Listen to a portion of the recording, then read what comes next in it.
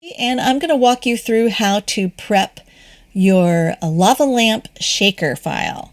So when you first bring it into Design Space and add it to your canvas, Design Space automatically keeps it all together as a group, and I'm going to rename these layers. First thing I want to do is bring this over here. It's just because there's going to be some other operations that I'm doing and I want you to be able to see what I'm doing. Over here, some things are going to go on. Okay, so then what I like to do, because it names everything the title of the file, I'm going to go in and rename all the individual components of this before I do anything else. So here, I'm going to double click on that window right there, and I'm going to retitle this Shaker Bits. Okay, so those are the bits. This is a greeting that is optional. You don't have to use it. It's just there if you want one. And I love a good pun. This is the window frame. And I like to cut it from metallic cardstock, but you can cut it from, I just use these colors to help me keep track of what kind of cardstock I'm going to be using for this. All right, this is my acetate. And I wanted you to know that when I create my SVG files for the acetate window, I like to cut it just a hair smaller than the backing piece. And the reason for that is when you go to glue all this stuff together, I don't like the acetate layer to hang out the sides. And for some reason, no matter what I do, I end up having just a slight edge of acetate hanging out, and I don't like it. So I create a slightly smaller version of the backing for my acetate, and that's automatically been done for you in the file, so you don't have to worry about that. And then I'm going to take this layer here and rename it lava, because that's what it is. And then this is the backing.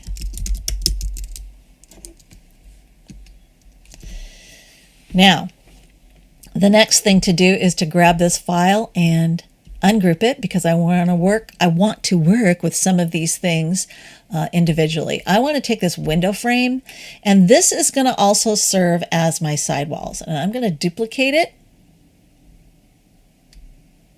and then I'm going to rename it. So this is going to be the sidewall. Okay. And then I'm actually going to change the color of it just so that I know what that is. And Design Space knows that it's not going to cut it out of that metallic cardstock. I just need the metallic layer on the very top because that's what's going to show.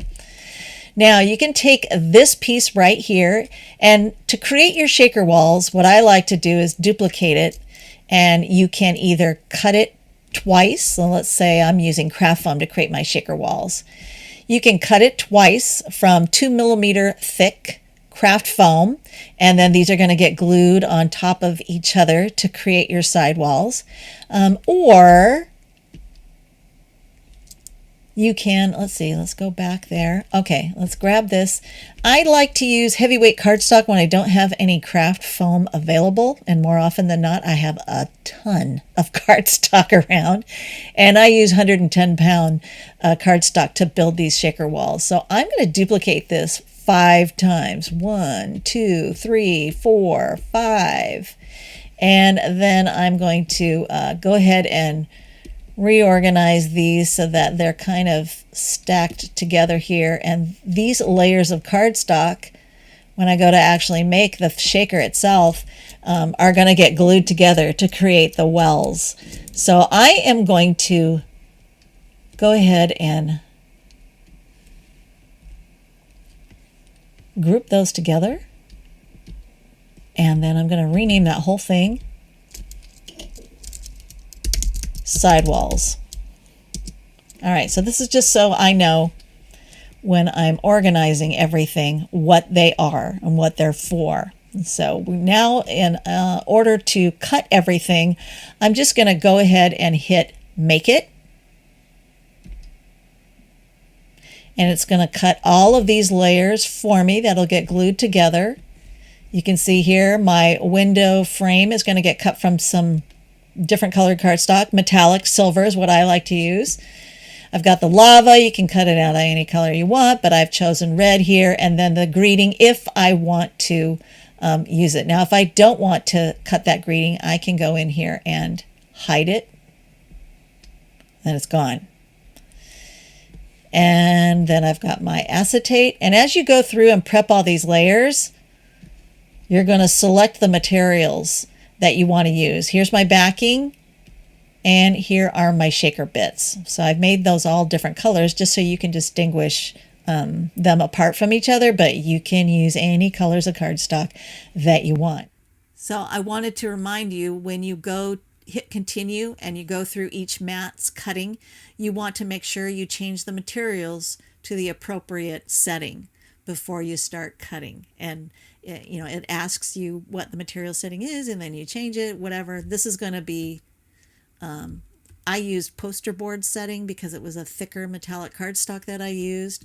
On this one, I actually used iron-on vinyl, and that's a whole different process, but I'm not going to include that in today's assembly or file prep right now. But anyway, you just need to make sure that as you go on to the next screen where it's ready to cut, you tell it what materials you're cutting from, so it will do the appropriate pressure settings and make sure that you have the right blade, whatever blade you need. Okay, and that's how you set up your file. Thanks for watching. I just wanted to share how to assemble all these pieces once you have them cut. And you have your backing here, and you've got lava that's going to get glued onto that if you're using cardstock. You can also use iron-on vinyl. In my final sample, I used holographic iron-on vinyl, but that's a whole different thing. And I'm not going to go over that in this particular video. I'll make another video for that. But anyway, then these are all going to get glued and stacked on top of each other. So just to show you what I mean, I'm going to ungroup those. This, whoops, get a hold of it. Come on. There we go. That's going to get glued on top. And then all of these other ones are also going to get glued one on top of the other. I like to use the Barely Art precision glue to glue these kinds of layers together. So you just glue all of them until you've got your sidewalls built up to create a nice little well. And I'm just going to assume that I have glued all of these just to show you on screen. Boop. Okay, so let's just pretend those are all glued now in place right there. At this point, you want to take all your little shaker bits and toss those in there. And once you have your shaker bits inside, you're going to glue your, I can't make this transparent in Design Space, but anyway, you're going to take your acetate and add some glue all around the edges here, and then that gets glued on top. And of course, remember that your shaker bits are all inside. I'm going to hide those on screen just so it looks like what it will in real life. And then you're going to glue that one on top of that. Now for these two final layers, sometimes I like to use a really skinny double-sided sticky tape instead of glue, but that's up to you. How you can always just use the glue the whole way through if you want. You just want to make sure that you have a tight seal of adhesive, whichever you choose, going all the way around the here so that your shaker bits aren't falling out all over the place on you. Okay? All right, and then this sentiment here is optional if you wanted to make, mount this to a card and you want to use a punny sentiment, because like I said, I love puns. This is available, so it's an optional thing that you can add to your project. All right, and that's how you put it all together.